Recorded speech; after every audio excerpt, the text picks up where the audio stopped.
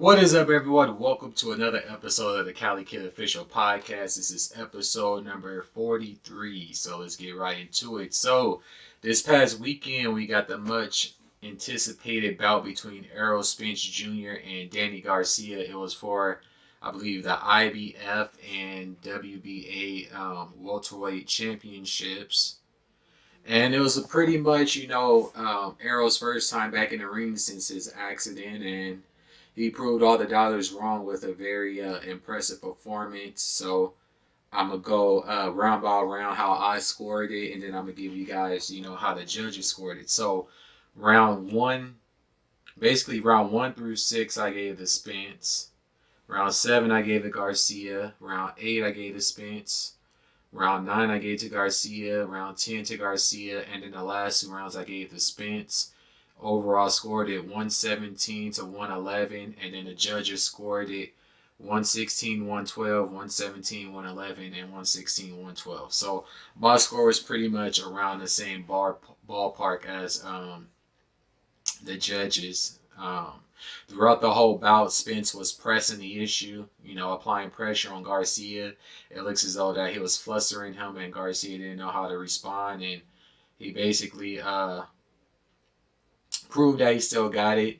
He showed a little bit of rustiness, but since the fight has concluded, he's been back in the ring, gearing up for his next bout, and it's looking like Manny Pacquiao is trying to fight him. I was saying that maybe Crawford and Pacquiao should fight, for both of their belts, and then have a unification bout for all the belts, sometime at the end of next year. So we'll just have to see what happens with that. It's a possibility Spence might get back in the ring with Pacquiao. They might fight for, their 3 belts combined, and then the winner out of that might fight Crawford at the end of the year. But at some point, all the belts are going to have to be on the line, so they're all going to have to fight each other. But overall, it was a pretty interesting bout. Garcia, this is like his second or third loss, amongst the best of the welterweights. So he's going to have some decision making to make on whether he wants to stay at 147 or drop down in weight. But moving on from that into some more boxing news. So Floyd Mayweather and Logan Paul will be competing in an exhibition bout next year in February on the 20th. It's going to be on pay-per-view with a website called Famio. They've already started selling pay-per-view tickets.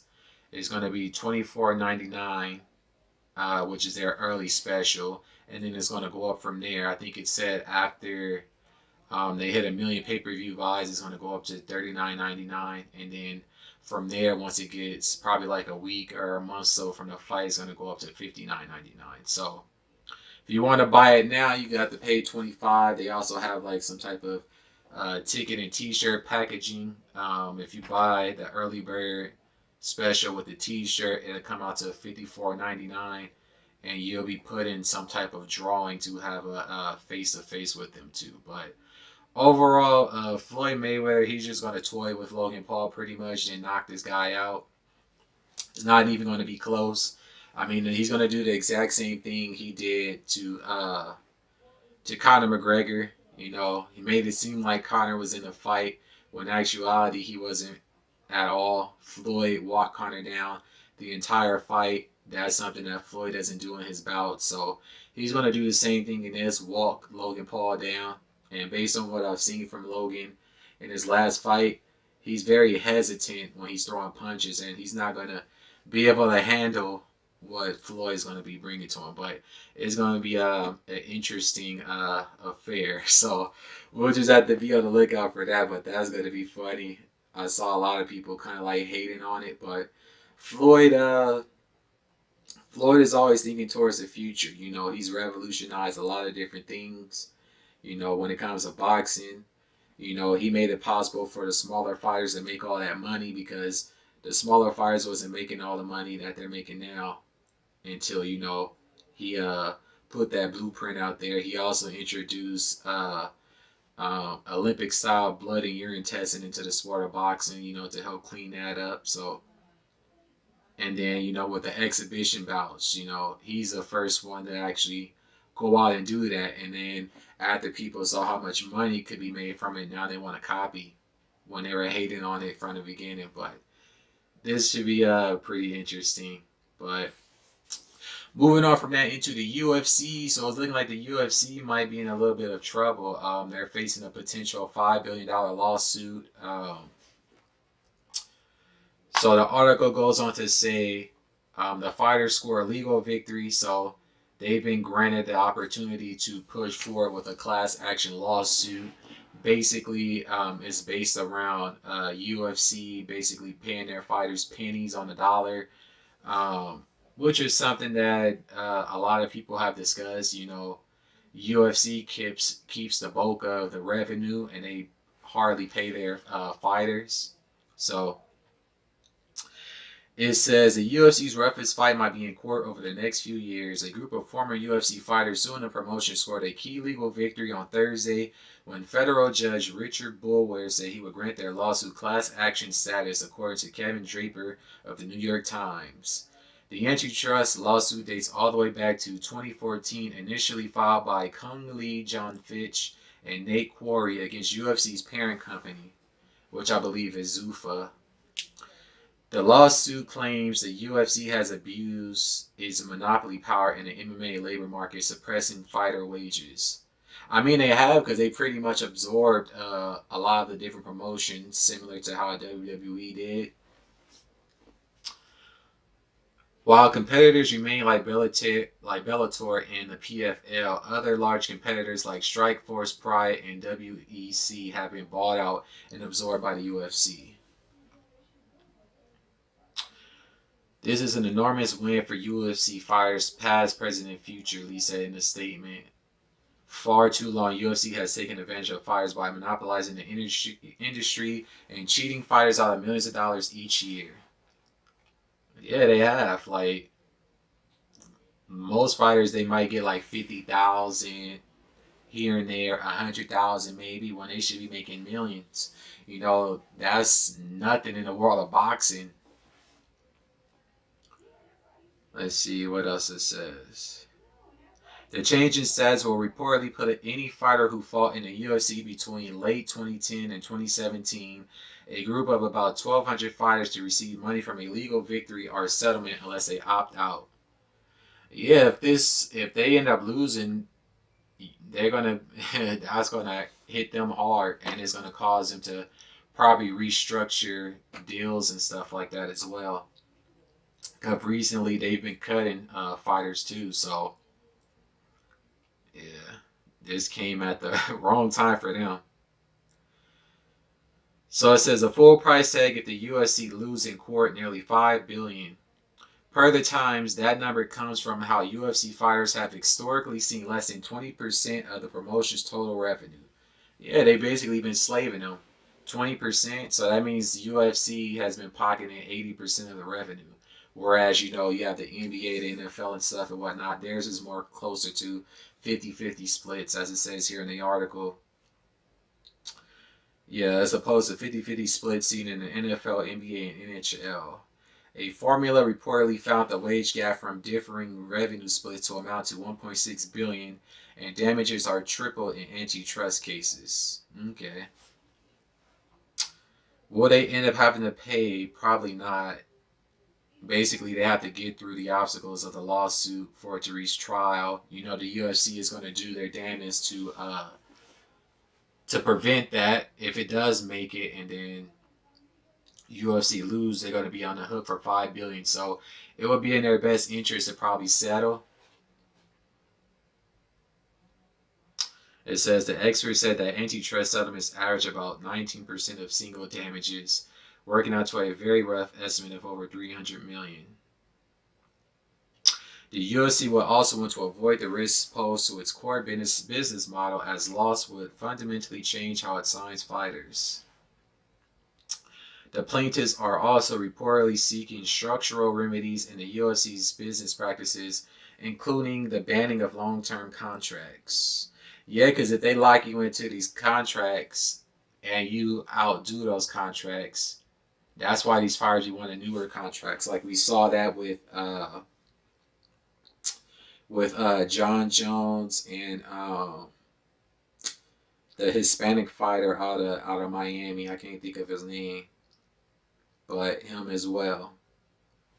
That's why they wanted those newer contracts. So yeah, they might be in a little bit of trouble. So, but moving on from that into some music. So my album Magnum Opus is finally out. You guys can check that out on every platform. I've dropped the music videos for that. You can watch those on my YouTube.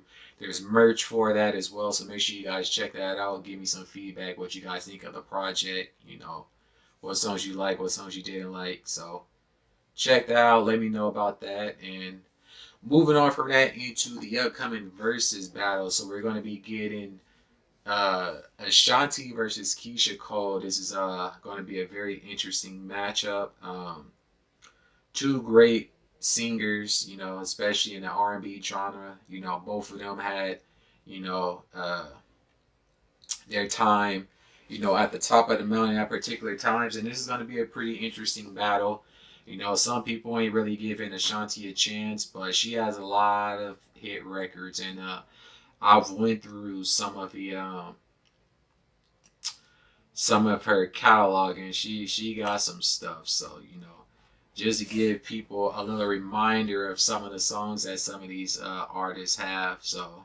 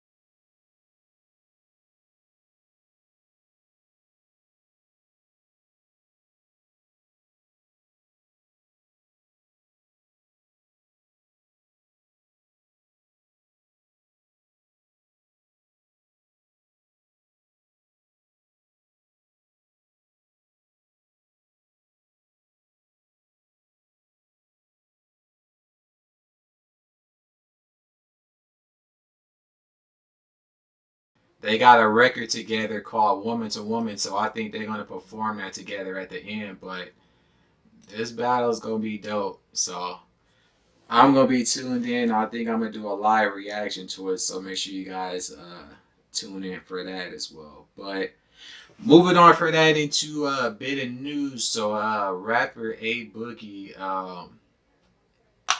was arrested and charged for drug and weapons charges outside of some nightclub.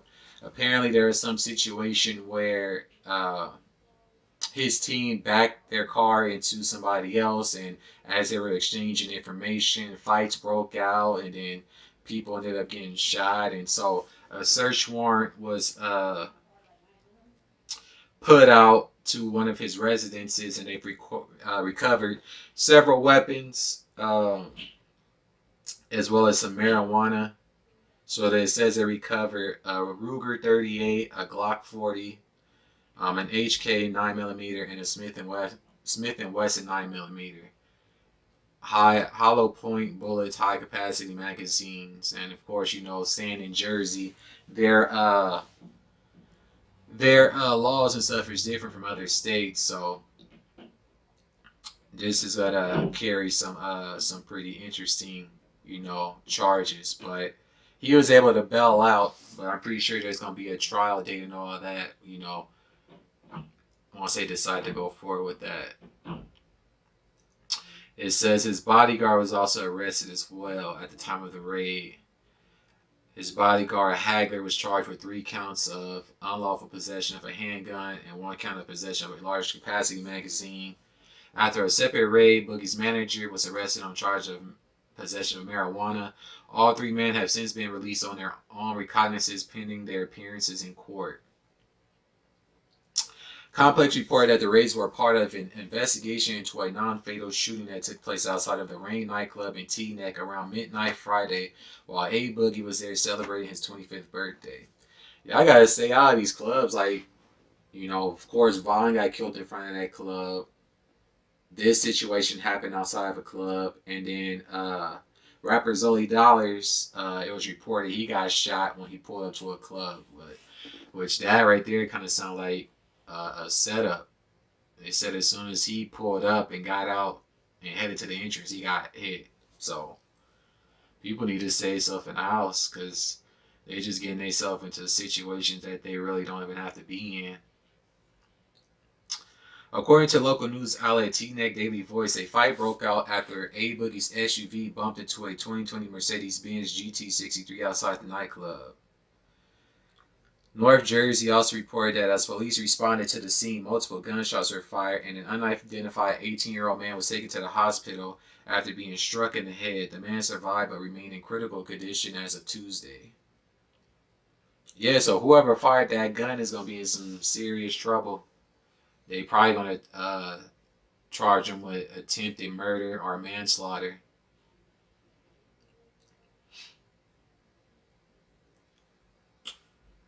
It says, though that A Boogie is not a suspect, nor do we believe him to be a suspect of the shooting. So, more than anything, they're probably going to give him either probation or they might give him some time. It all depends on what his lawyer is able to negotiate. Because really, if the guns are licensed, he should be okay. But ain't no telling what's going to happen with that. But moving on from that into a bit of craziness. So apparently, people are so out of their mind trying to get these PlayStation 5s that they're actually going out and committing Grand Theft Auto. So it's being reported that groups are hijacking, the shipment of these PS5 before they reach their destinations by performing these Fast and Furious type maneuvers where like the car speeds up and tails the truck or the vehicle containing the package. Another vehicle drives in a way to limit the other vehicle's speed, and then someone hops out and opens up the back and takes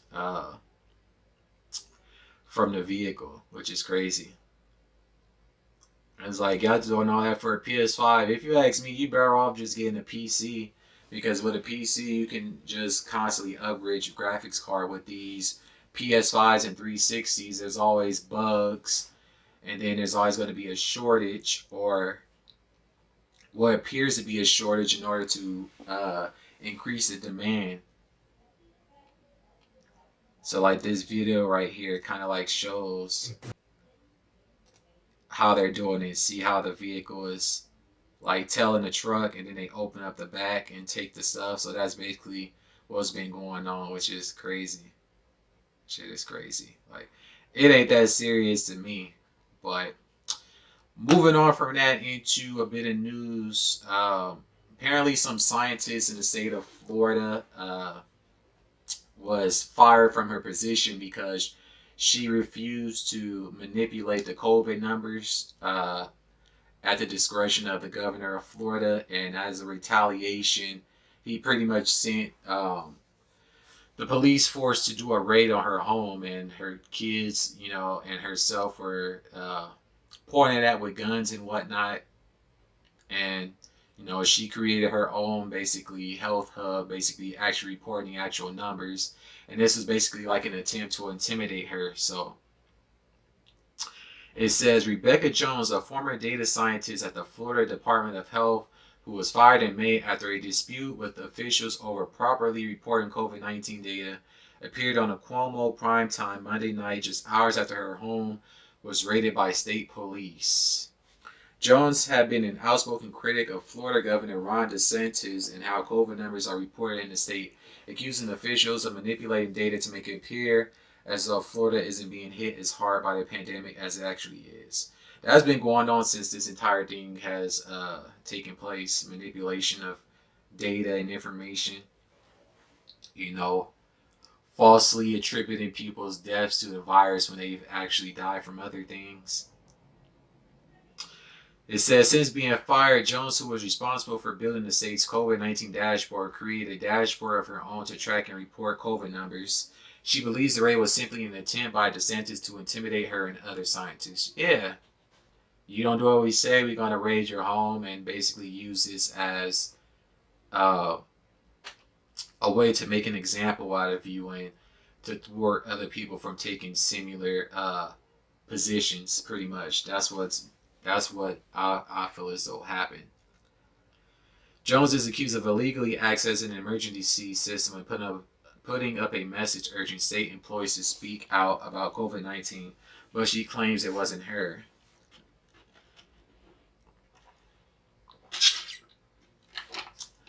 I haven't had access to any systems at DOH for over 6 months. I'm not a hacker. As the governor pointed out many months ago, I'm not that tech savvy and have no interest in reaching out to the DOH. I've been publicly telling people to come forward for months. That is the way that you do it. And I better than anybody know that people at DOH aren't going to. Yeah, because they're probably being threatened not to. So it looked like some type of frame job. DeSantis needs to worry less about what I'm writing about and more about the people who are sick and dying in his state. And doing this to me will not stop me from reporting the data ever. Yep. I don't blame her. The truth should be spoken out. And since then, one of the Florida GOPs have resigned in basically in protest of this, as it says right here.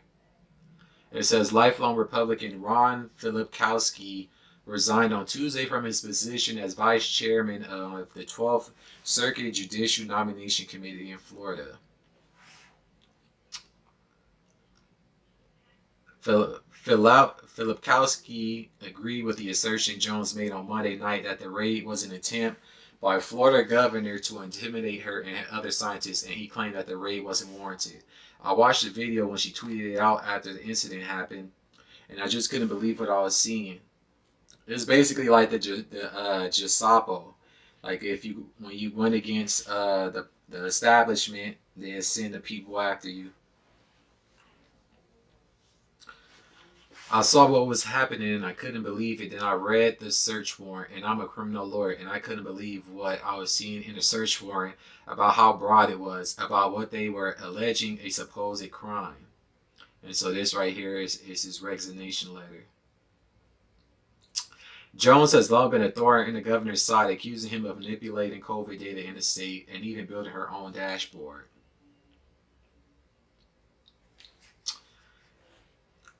Philip Kowski, who was appointed to the position by former Governor Rick Scott and then by DeSantis, said the last straw was when a spokesman for the governor claimed he had no prior knowledge of the raid, which that's a lie, because if you're the governor of a state, you know about all of the particular raids and stuff that's going on, because I'm pretty sure you have to get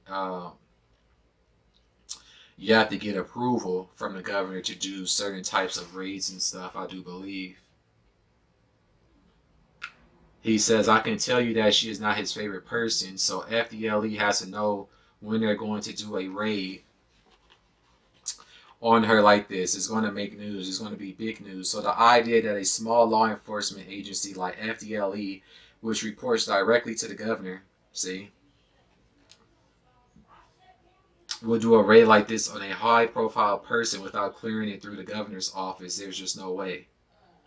Yeah, so that's crazy. But a lot of that has been going on recently, so we'll just have to see what happens with that. But moving on from that into a bit of other news. So Tulsi Gabbard, or Gabbard, I should say, she had attempted to run for the presidential office. As her last act of leaving, she's trying to pass a bill known as H.R. 8932, which is the Protect Women's Sports Act. And basically, the bill seeks to prevent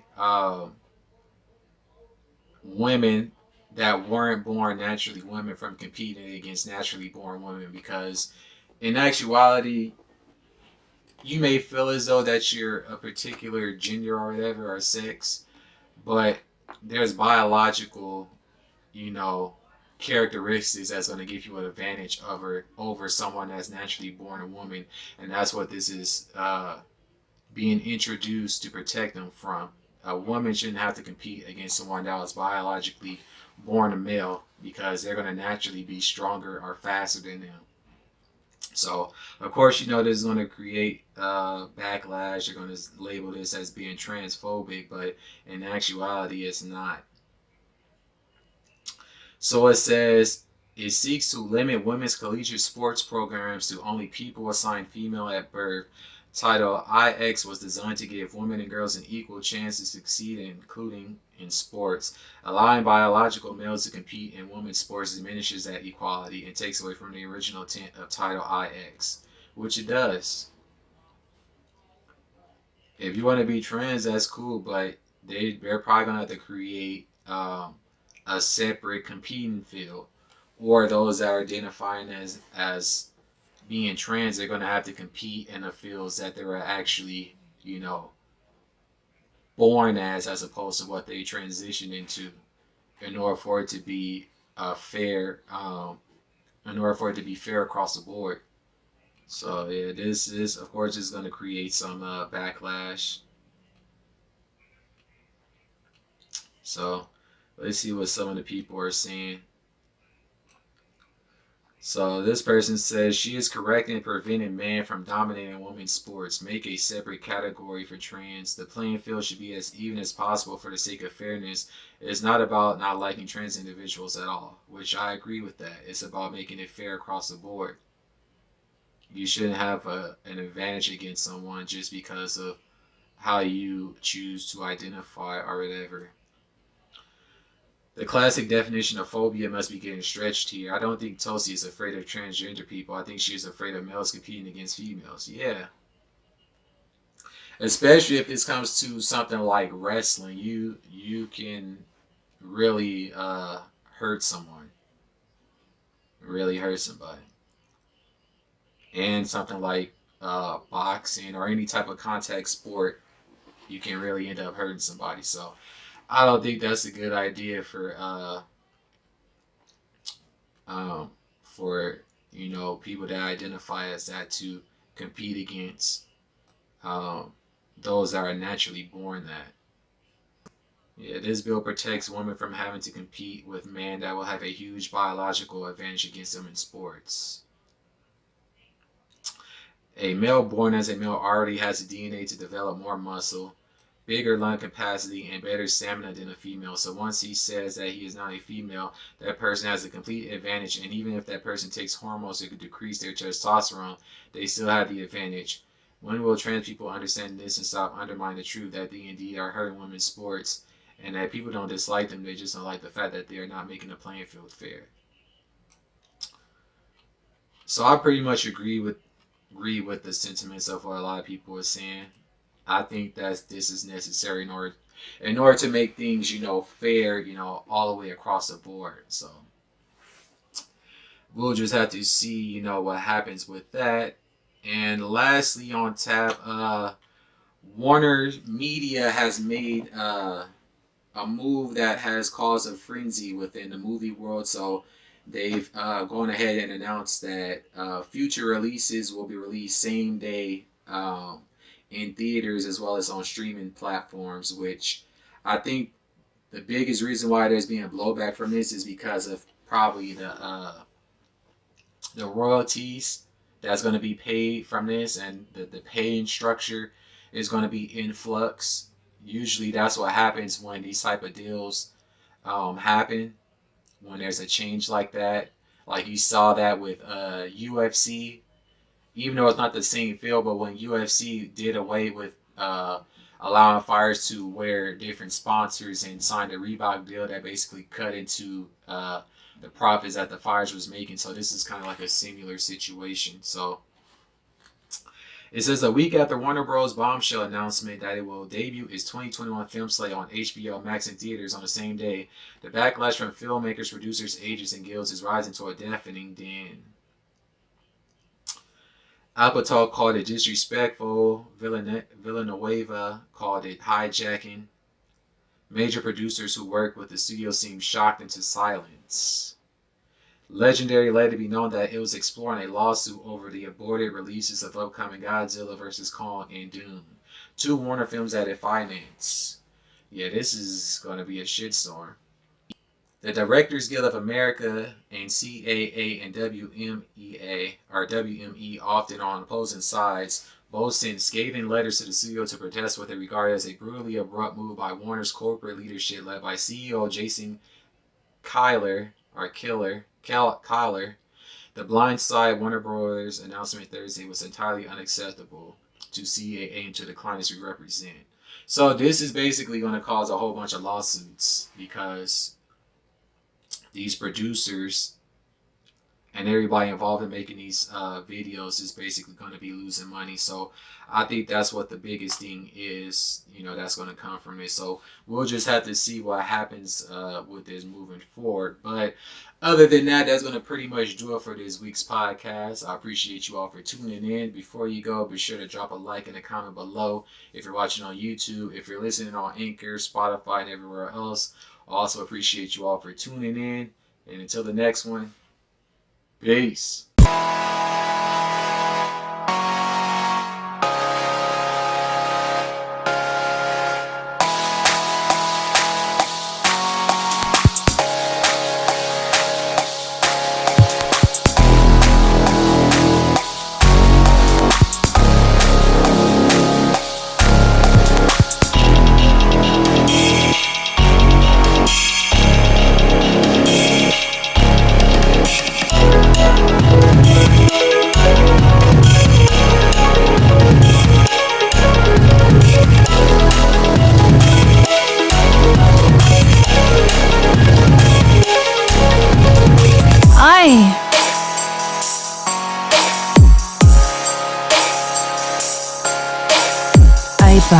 Ay papi.